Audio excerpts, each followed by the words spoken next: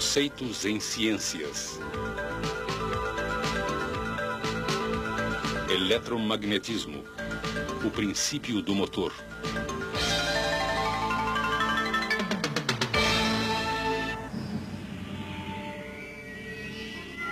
O ano é 2010. E na base lunar Alpha está sendo preparado um embarque de suprimentos para uma colônia em Titã. Os suprimentos foram carregados em uma cápsula especial que está entre um par de trilhos. Um computador liga uma chave e acelera uma cápsula rapidamente ao longo dos trilhos. A força que acelera a cápsula foi observada pela primeira vez pelo físico francês André Ampère, em 1820. Ele observou que quando as correntes de dois condutores paralelos eram no mesmo sentido, os condutores se atraíam. Mas quando as correntes eram em sentidos opostos, os condutores se repeliam. Ampère concluiu que os campos magnéticos ao redor dos fios criavam forças de atração e repulsão. A regra da mão esquerda para o condutor prevê o sentido do campo ao redor de cada fio. Quando os campos entre os fios estão no mesmo sentido, para ambos os fios, ocorre repulsão. Essa repulsão é similar ao que ocorre quando dois ímãs em forma de barra são colocados lado a lado, de maneira que o campo de um ímã esteja no mesmo sentido que o campo do outro. Quando o movimento de elétrons nos dois fios é no mesmo sentido, no espaço entre os fios, o campo produzido por um fio tem sentido oposto ao campo produzido pelo outro.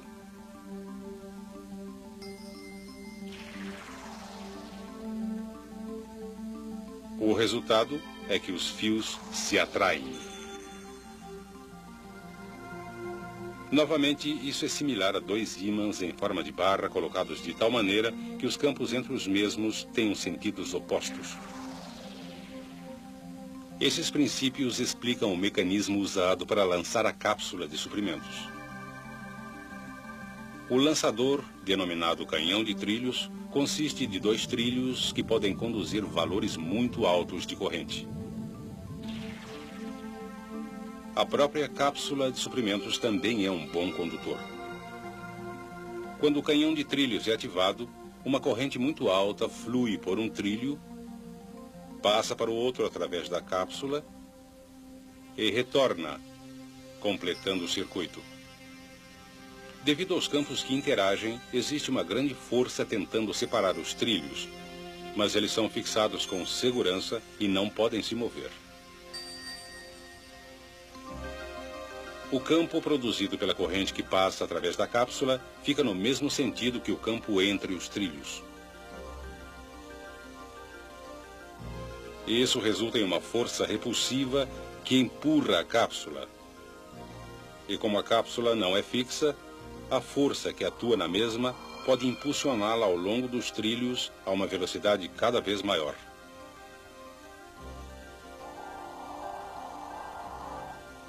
Podemos facilmente determinar o sentido da força em um condutor que conduz corrente colocado em um campo magnético. Se o fluxo dos elétrons for nesse sentido, o campo produzido ao redor do condutor irá interagir com o campo produzido pelos ímãs.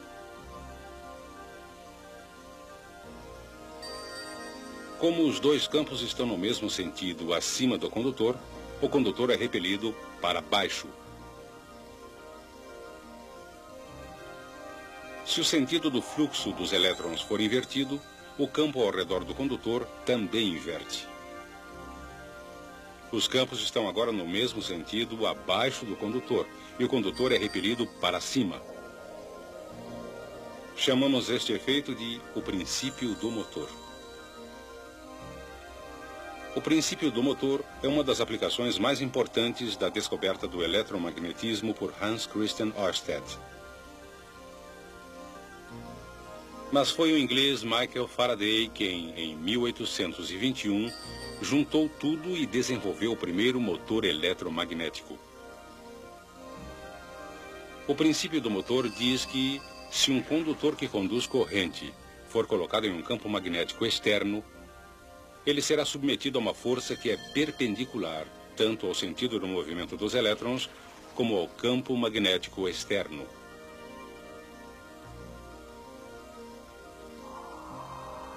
Determinamos o sentido da força pela regra da mão esquerda para a força. Isto é, se o polegar apontar no sentido do fluxo dos elétrons e os dedos apontarem no sentido do campo magnético externo, uma seta imaginária saindo da palma da mão indica o sentido da força exercida sobre o condutor. Se a corrente for invertida, o polegar aponta no sentido do fluxo dos elétrons, os dedos apontam no sentido do campo magnético externo e a palma indica o sentido da força exercida no fio. Neste caso, para baixo.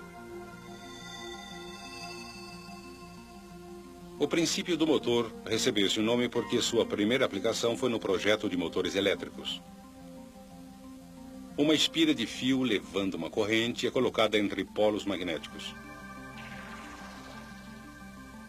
Se aplicarmos a regra da mão esquerda para a força, neste lado da espira, de maneira que o polegar indique o sentido do movimento dos elétrons e os dedos indiquem o sentido do campo magnético externo, a força no condutor será para cima, conforme indicado pela palma da mão. Quando a regra da mão esquerda para a força é aplicada ao outro lado, a palma da mão indica uma força para baixo.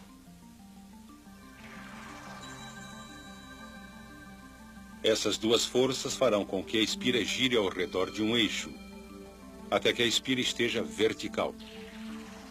Se ele girar passando a vertical, essas mesmas forças irão interromper a rotação e retornar a espira à posição vertical.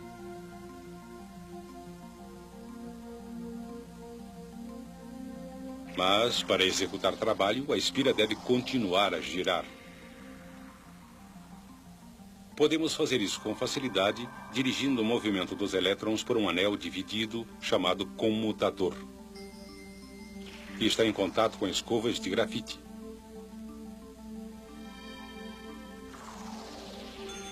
Inicialmente, o movimento de elétrons é no mesmo sentido, como indicado anteriormente, e a espira gira como antes. Mas assim que a espira passa pelo plano vertical, o comutador faz com que o movimento de elétrons se inverta.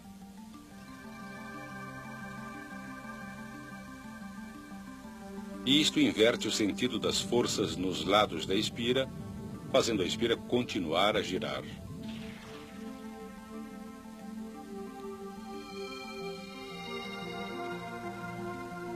O comutador de anel dividido inverte o movimento de elétrons na espira a cada meia rotação, exatamente no instante em que é necessário manter a espira em rotação.